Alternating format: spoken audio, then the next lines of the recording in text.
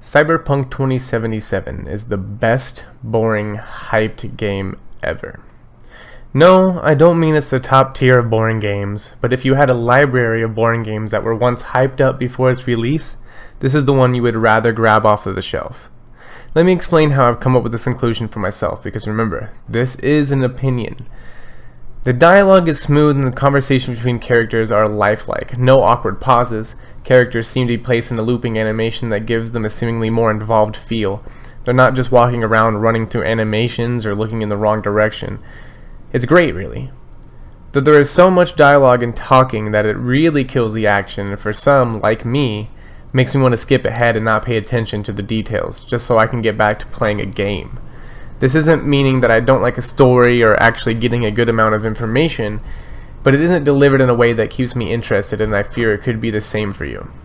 The starting montage is pretty cool, and the relationship with Jackie built is interesting and sort of unique. Dead Island pulled one off, but it didn't give you a friend. Plus, it's nice that you get to choose a background, but it really doesn't change as much as you'd think. Then once the game does start to let you think you have full control, there's nothing to do unless it's actually missions or a side gig or two. No minigames or random adventurous fun like Grand Theft Auto, where you can drive bikes up a mountain, parachute out of planes and try to land on a car, or even just cruise around with friends and rob convenience stores and fist fight each other. Starting the missions, you unlock others, but some can't be done unless you are at a certain power level, like the fighting missions, for example. So throughout the game, you are stuck constantly choosing between driving around doing random jobs that are rinse and repeat, and you've done them many times, or just do the main storyline even if you don't want to. Cars seem to be way too different from one another for the lack of choices there are in the streets. A lot are very terrible to drive with no handling or speed, or too much speed and no brakes, among other issues. First person seems like your depth perception is on mushrooms, and the map that allows you to see where your destination is too zoomed in to see where the turn is coming until you've already missed it. Best way to travel is by foot, or with your spoiled rich car that you had to grind for. Fast traveling is fine in my book, but a sin in others, and the fast traveling stations? What the hell's up with that? Having a lot of stuff to do for your character is something a lot of people want, but it'd be better if it wasn't a chore or a project that if you get bits of it wrong, it's going to affect your score. The amount of weapons and mod slots, as well as armor and mod slots, or cyberware for your body is large, and you have this endless perk tree with so many ways to go. You have to really do your studying to figure out what should go where and how you should play with your character. That it's no longer a game, it's a science experiment. To see if you can get enough skill points to be able to fist fight but also hack and be cool to get all the extra dialogue and through certain areas quicker, like forcing through a door or hacking something. Then there is deciding to ignore crafting or not.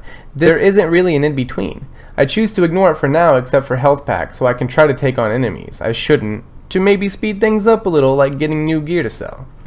There are vending machines, arcade machines, and stores everywhere, but only in a few in comparison to the amount that can be interacted with. Plus, food is pointless when there are a ton of health packs that are so much quicker to use mid-combat and just keep going. Trying to pick up items can be a horrible time though, trying to crouch, jump, or walk in circles and find a way to get the dialogue option to pick it up. This is common in games older than 10 years, but we expect much more after such a long time. Same goes for talking to certain NPCs or characters where you have to look in a certain area or turn around and come back for it to start. The amount of phone calls and texts you get competes heavily with the annoyance of GTA 5's cell phone, but at least the phone does a lot more in GTA 5 than our piece of crap in CyberPunk. Alas, I put in 38 hours. I'm over halfway through according to mission lists, and I'm not very entertained. But I am going to finish the game, and I'm going to do another review when I'm done.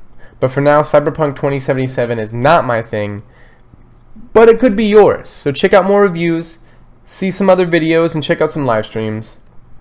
Form your own opinion, and have a good day.